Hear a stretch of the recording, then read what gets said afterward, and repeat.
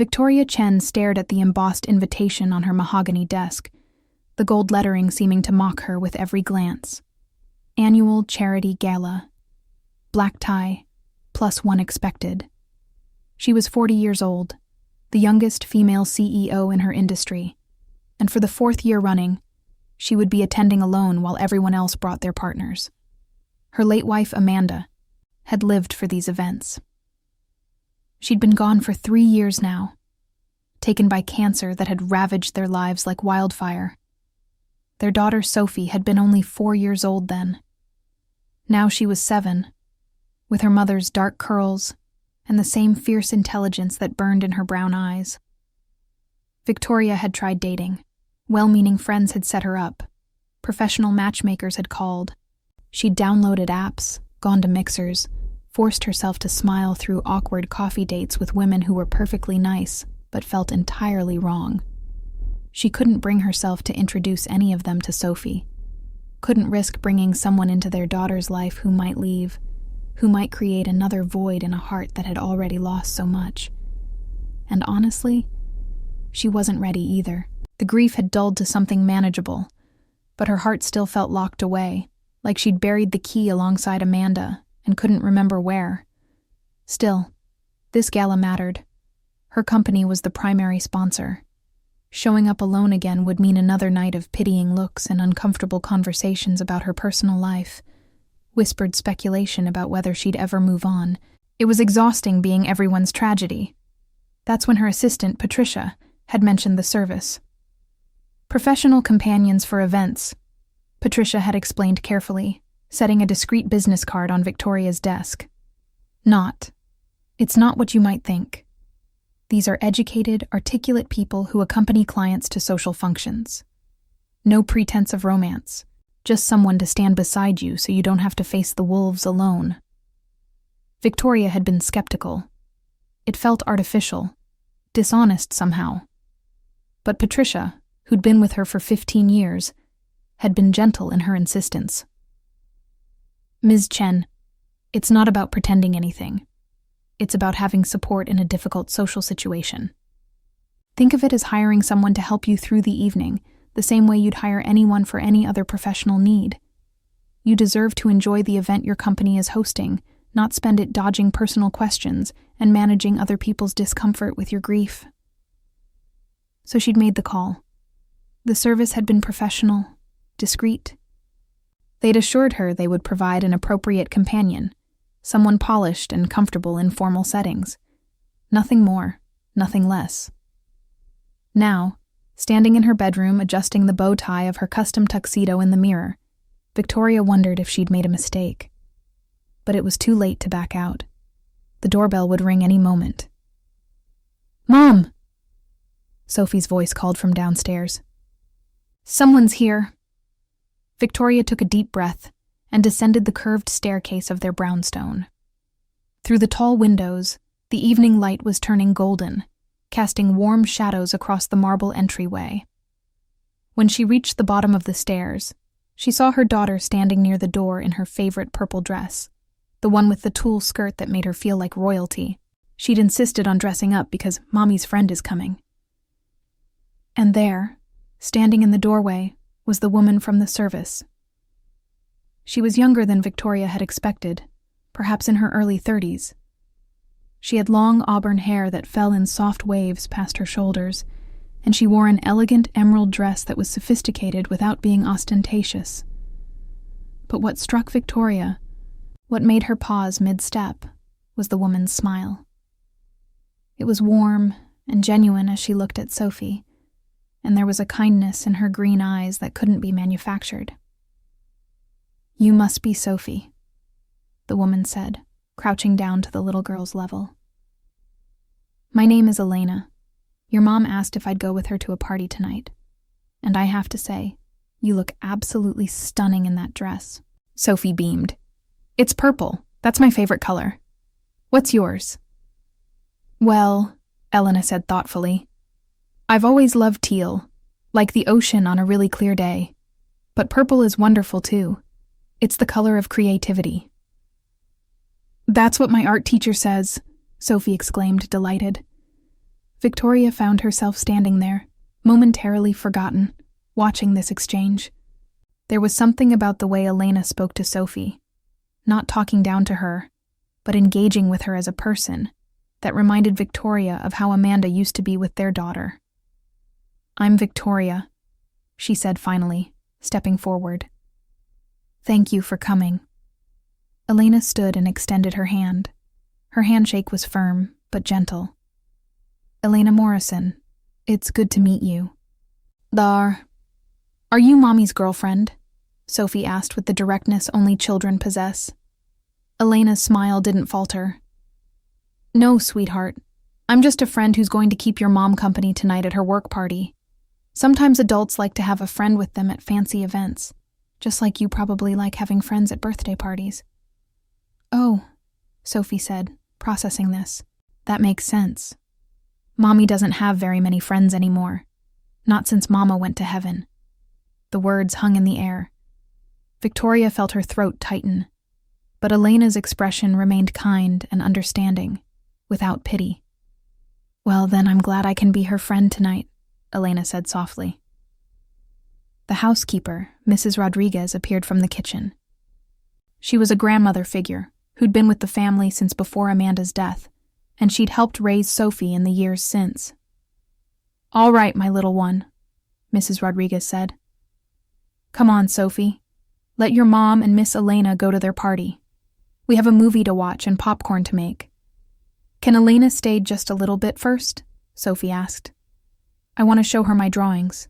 Victoria started to explain that they needed to leave, but Elena caught her eye and gave a slight nod. "We have a few minutes," she said. So they found themselves in Sophie's playroom, surrounded by toys and books and the chaotic joy of childhood. Sophie proudly showed Elena her recent artwork, drawings of flowers, houses, and stick figure families. "This is Mama," Sophie explained, pointing to a figure with yellow hair. "She's in heaven now, and this is me and Mommy. And this," she pointed to a space she'd left blank, "is where someone new might go someday. But I don't know who yet." Victoria's heart clenched. Elena knelt beside Sophie, looking at the drawing with genuine attention. "That's beautiful," Elena said. "And you know what? It's okay not to know yet. Sometimes the best people come into our lives when we least expect them." After a few more minutes, they said goodbye to Sophie and headed to Victoria's car. The drive to the hotel where the gala was being held was quiet at first. "I'm sorry," Victoria said finally, "about Sophie's questions. She's at that age where she's very direct." "Don't apologize," Elena said. "She's lovely. And she's processing loss the way children do, openly and honestly. There's wisdom in that." "She took to you immediately," Victoria observed. "She doesn't usually warm to people that quickly." Elena was quiet for a moment. "Children have good instincts about people.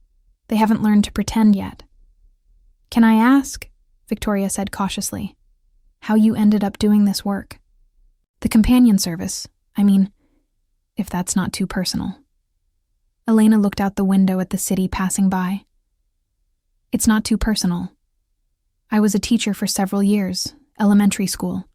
I loved it, but I had to step away to take care of my mother when she got sick. After she passed, I needed something flexible while I figured out what came next. A friend told me about this service, and I thought, why not? It's not what people assume it is. It's actually quite meaningful sometimes, helping people navigate events that might otherwise be difficult for them.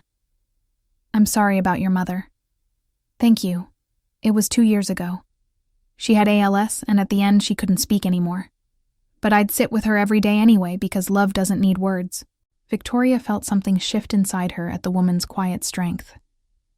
There was something genuine about her, something that made Victoria understand why Sophie had responded to her so warmly. The gala was everything Victoria had expected. The ballroom glittered with chandeliers, elegant people mingled with champagne flutes, and a string quartet played in the corner. Her colleagues and their spouses greeted her, and for the first time in years, the greetings didn't come accompanied by pitying looks or awkward questions about her personal life. Elena played her role perfectly, though role wasn't quite the right word.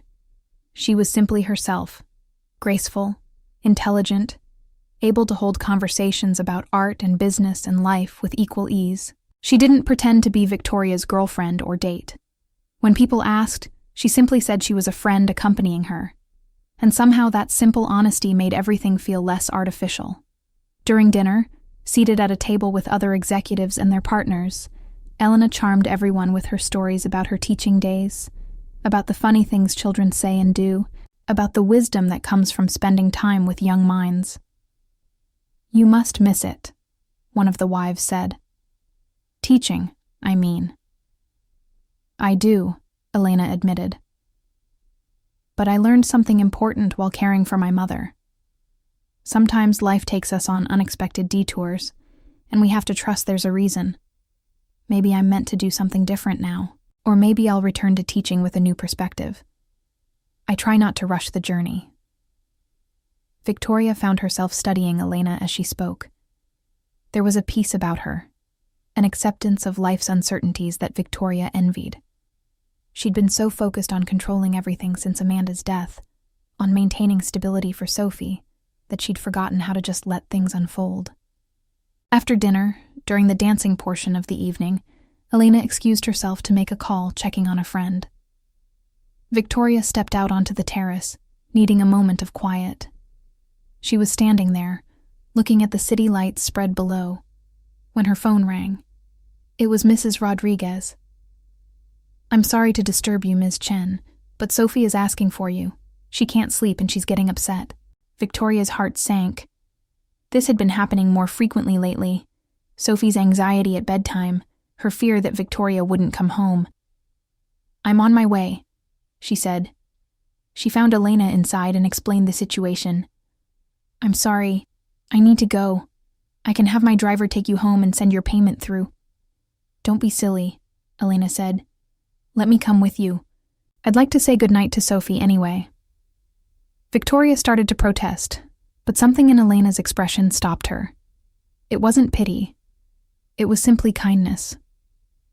They drove back to the brownstone in comfortable silence. When they arrived, Mrs. Rodriguez met them at the door. "She's in her room," the housekeeper said. "Poor little thing. She had a nightmare about you not coming back." Victoria's chest tightened. She hurried up the stairs with Elena following at a respectful distance.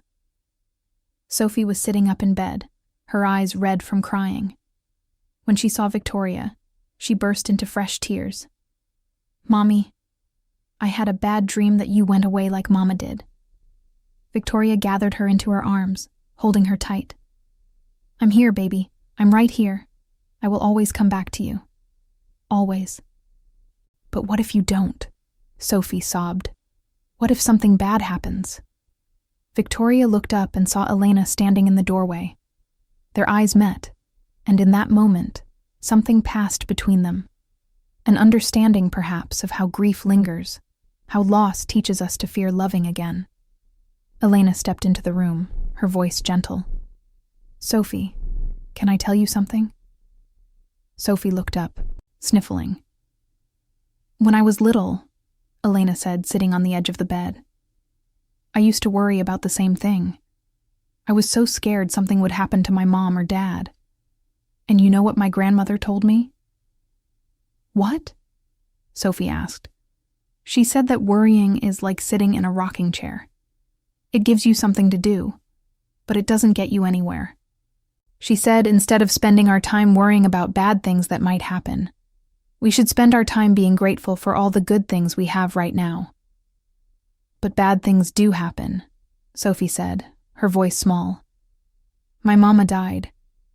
"You're absolutely right," Elena said gently.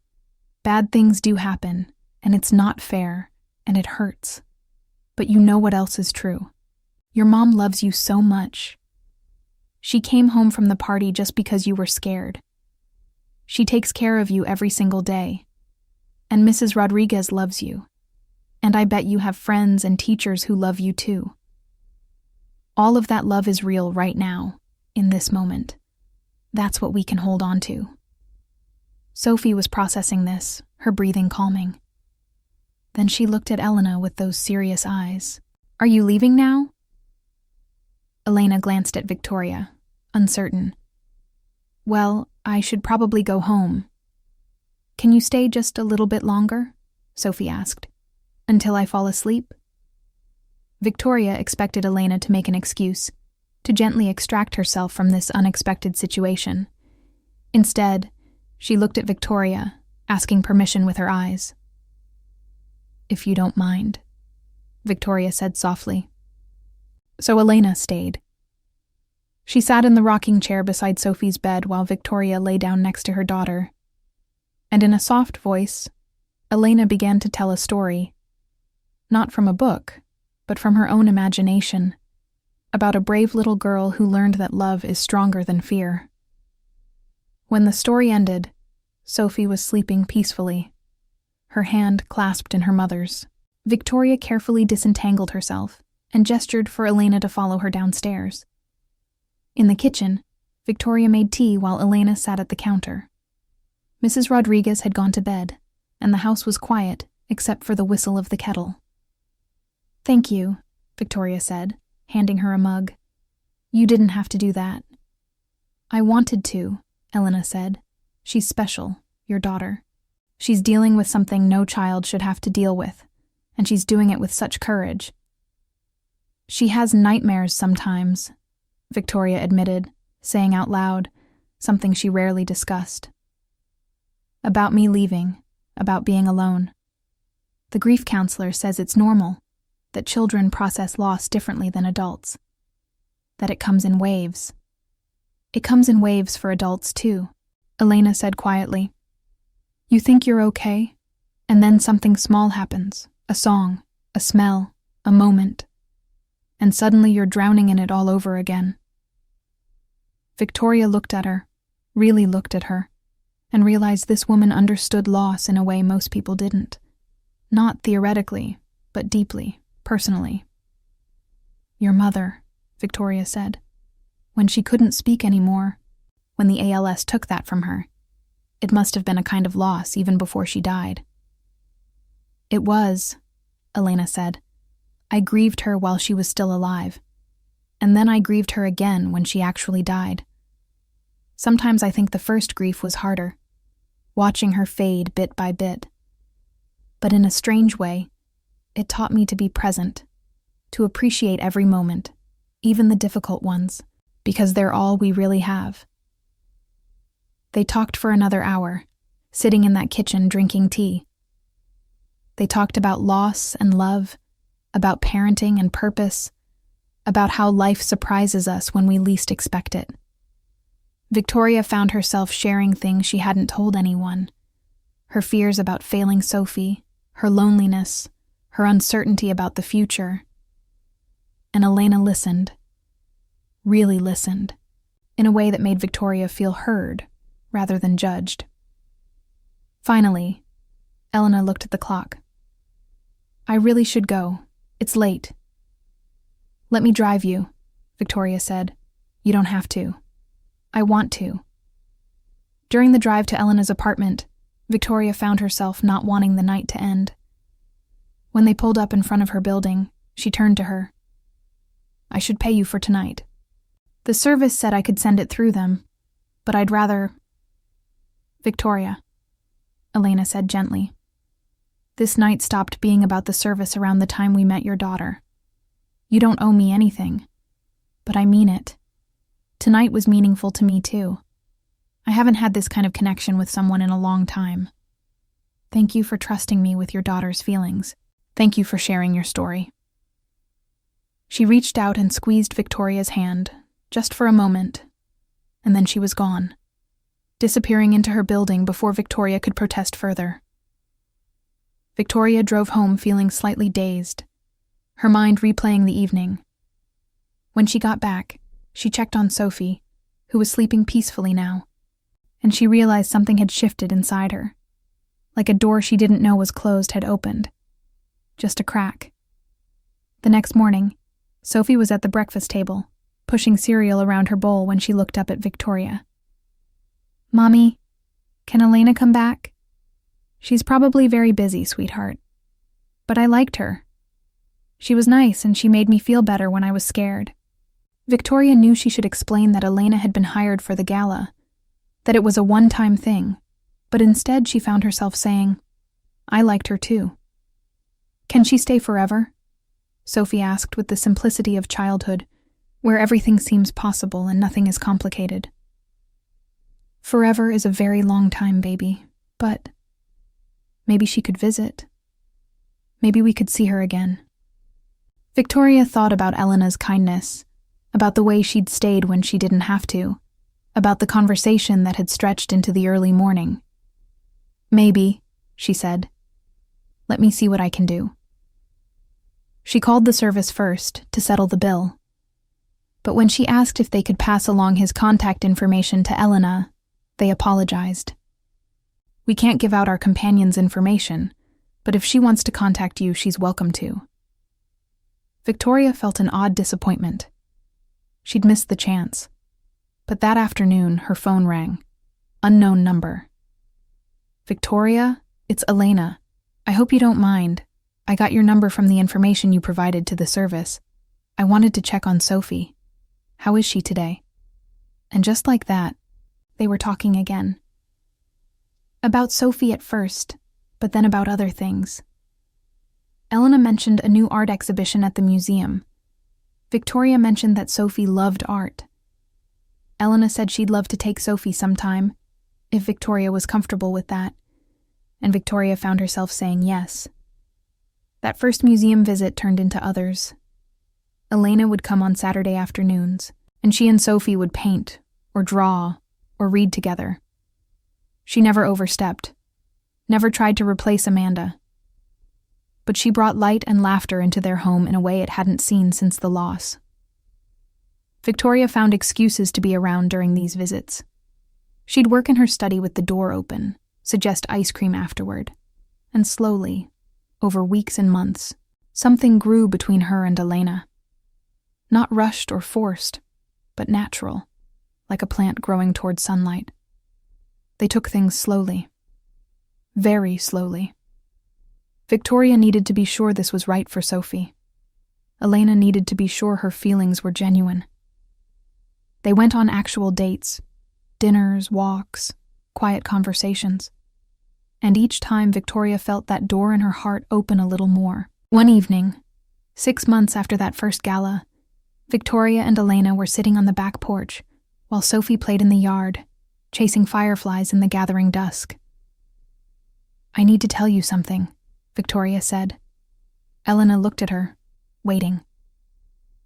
When I called that service, when I asked for someone to accompany me to the gala, I was just trying to get through a difficult night. I never expected this.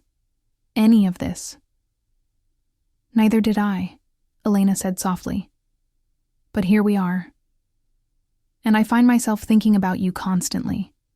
About your laugh, about the way you are with Sophie, about the conversations we have. I haven't felt this way since Amanda, and it terrifies me. Why does it terrify you? Because I lost her. Because I know how much it hurts. Because I'm afraid to love someone and lose them again. Elena took her hand. Victoria, I can't promise you that nothing bad will ever happen. Life doesn't work that way, as we both know too well. But I can promise you that I'm here now, in this moment. And I care about you and Sophie more than I ever expected to. We can choose to be afraid of what might happen, or we can choose to be grateful for what we have now. Victoria looked at her, this woman who had walked into her life as a professional arrangement, and had become so much more. Sophie asked me this morning if you could move in with us. Elena's eyes widened. She did? She did. And I told her it was too soon for that kind of question. But Elena... Victoria paused, gathering her courage. I want you to know that when I think about the future now, I see you in it. I see us. I see Sophie having someone else who loves her, who she can count on. I see myself having a partner again, someone to share this life with. I'm not saying move in tomorrow. I'm saying, I'm ready to really try this, to see where it goes, if you are. Elena's eyes were shining with tears. I've been waiting for you to be ready. Because I was already there, Victoria. I fell for you and Sophie months ago. And yes, I want to try this. I want to see where it goes. I want to be part of your lives if you'll have me. Sophie's voice called from the yard. Mommy! Elena! Come see! I caught a firefly! They looked at each other and smiled.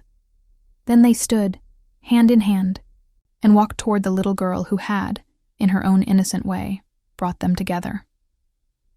3 months later, Elena was practically living with them anyway. She had a drawer in Victoria's dresser, a toothbrush in the bathroom, and her own spot at the breakfast table.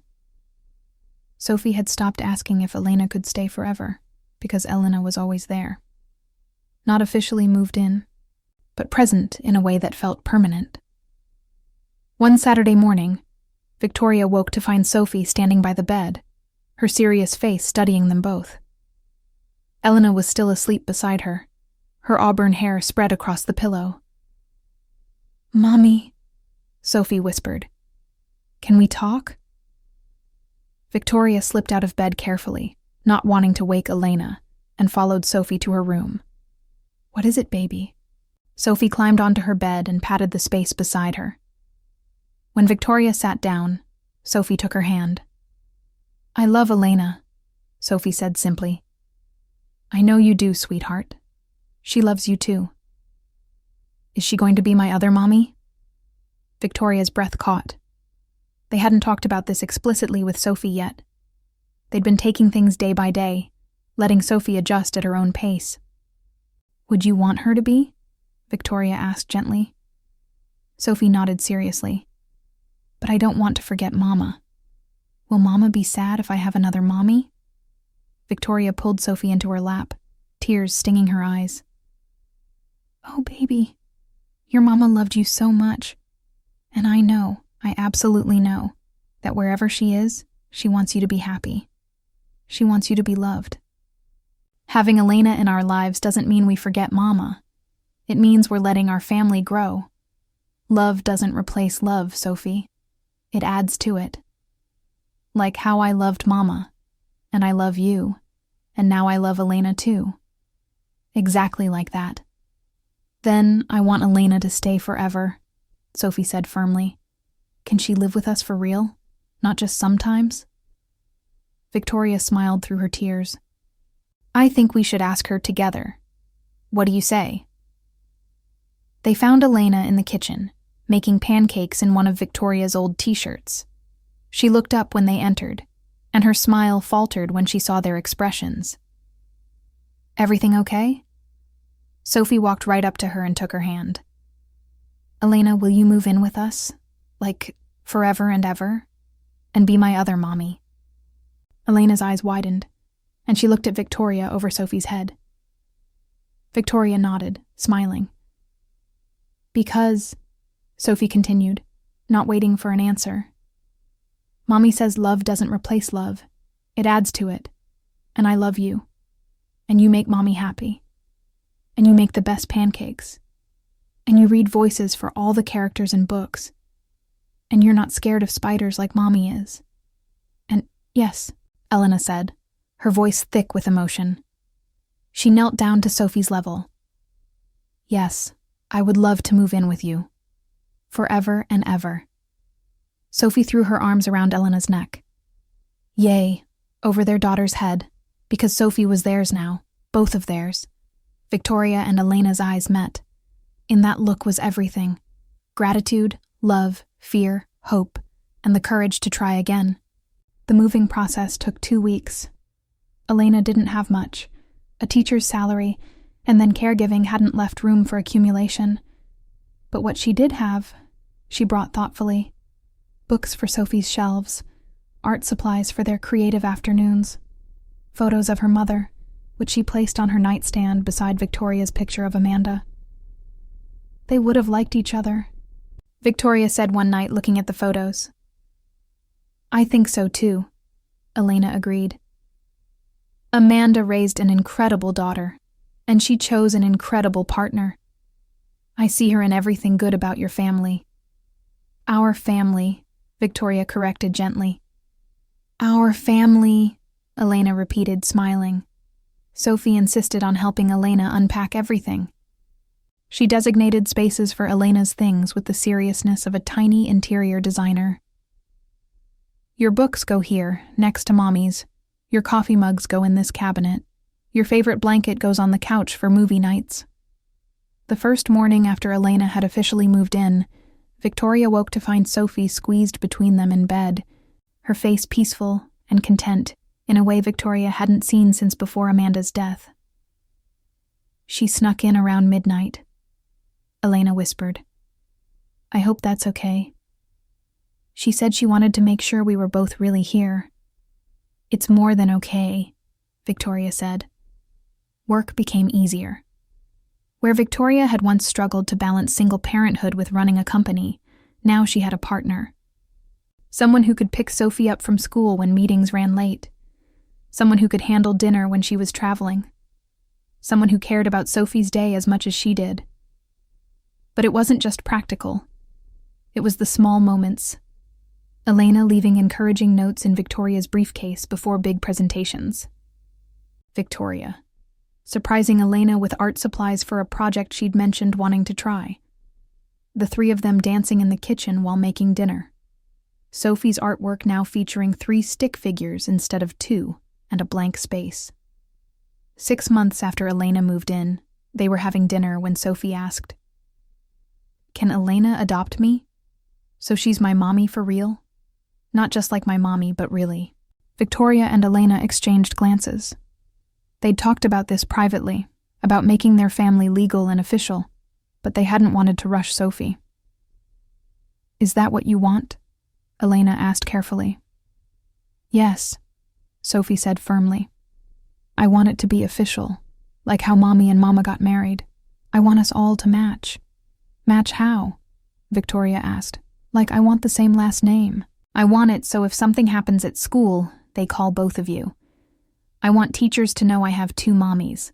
I want it to be real. It's already real, sweetheart, Elena said gently. But if you want to make it legal, if you want me to officially adopt you, then yes. I would love that more than anything. Sophie beamed. Can we change my name to Sophie Chen Morrison? So I have both of you. Victoria felt tears streaming down her face. Yes, baby. We can absolutely do that. The adoption hearing was scheduled for a Friday morning in early spring.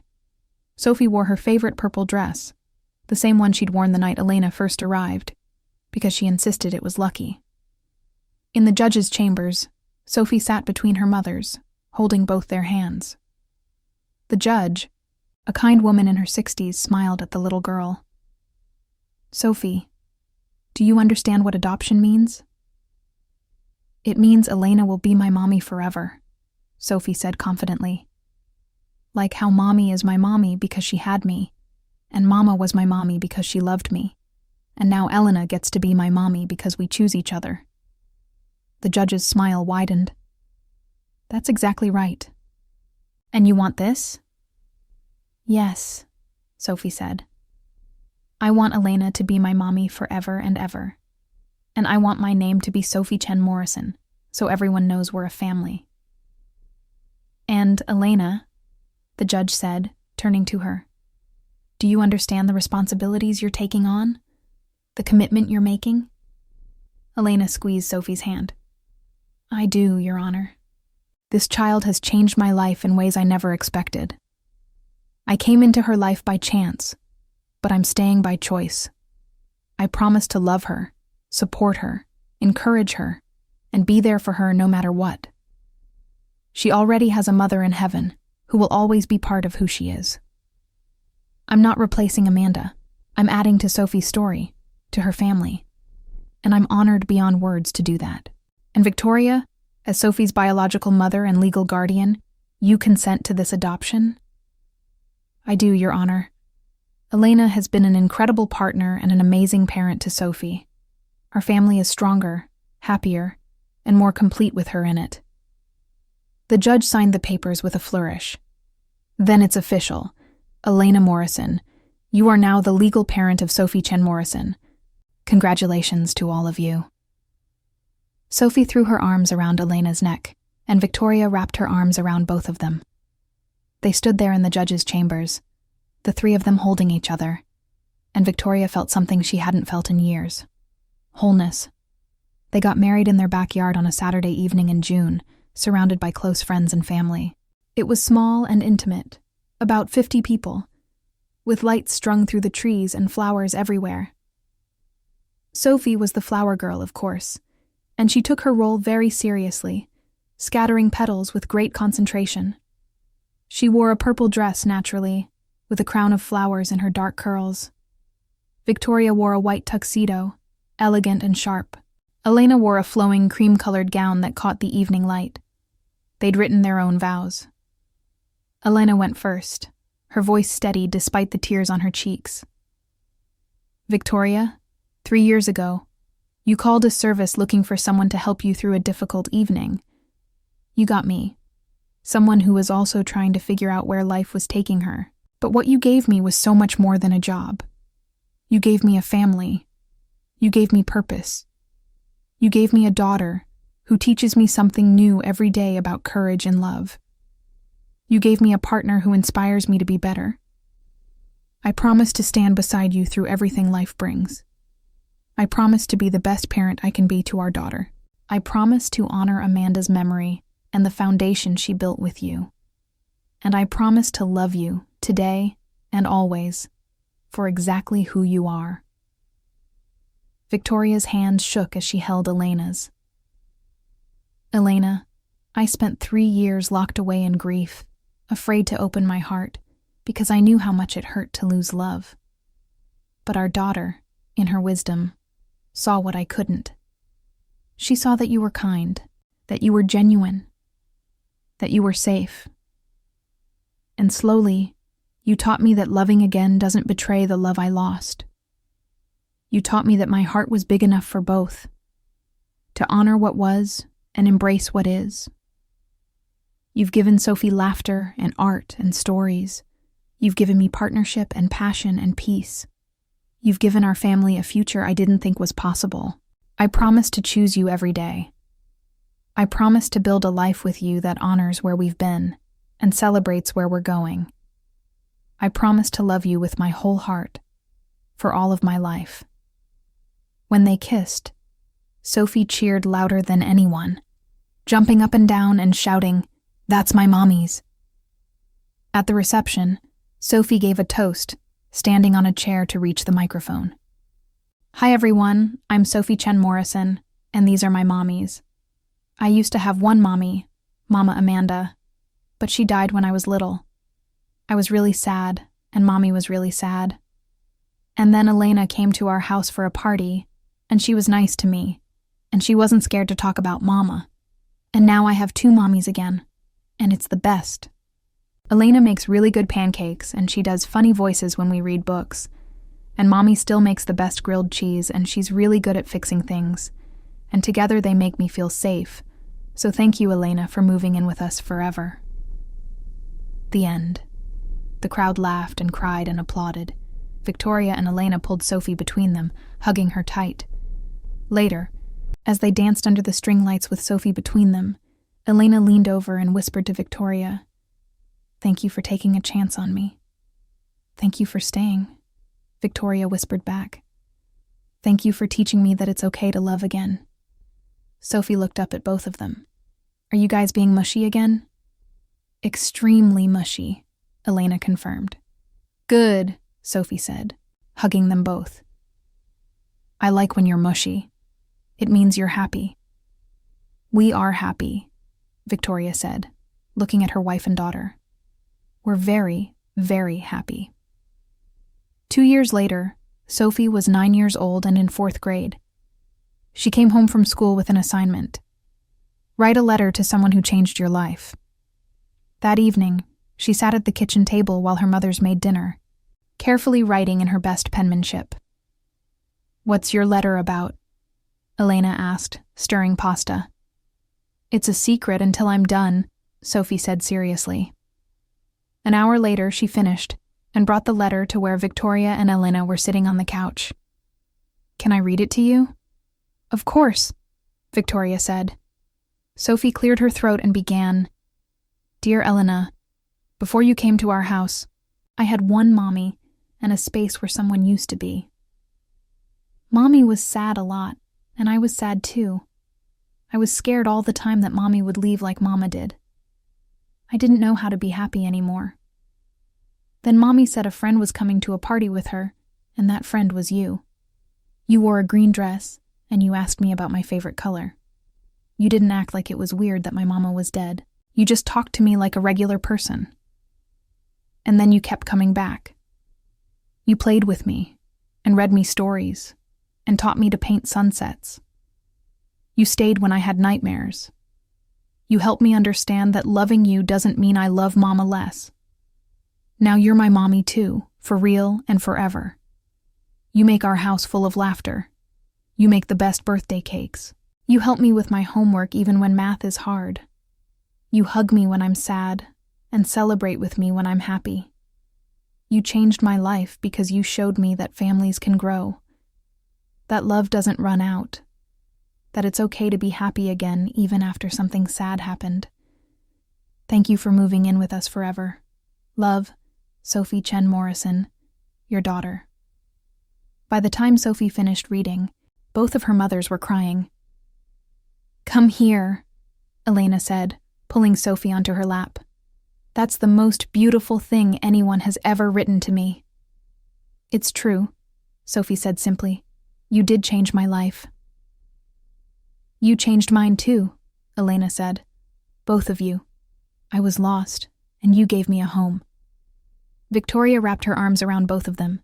"We gave each other a home." They sat there on the couch, the three of them tangled together, and Victoria thought about that night almost 3 years ago when she'd made that phone call to a professional escort service. She'd been looking for someone to help her get through one difficult evening. Instead, she'd found a family. She'd found love. She'd found home. And in the end, that's what mattered most. Not how they'd begun, but how they'd chosen each other, day after day, building something beautiful from broken pieces. "Group hug," Sophie declared, squeezing them both. "Forever and ever," Elena added. "Forever and ever," Victoria agreed. And in that moment, surrounded by the two people she loved most in the world, Victoria knew that sometimes the most unexpected arrangements turn into the greatest loves.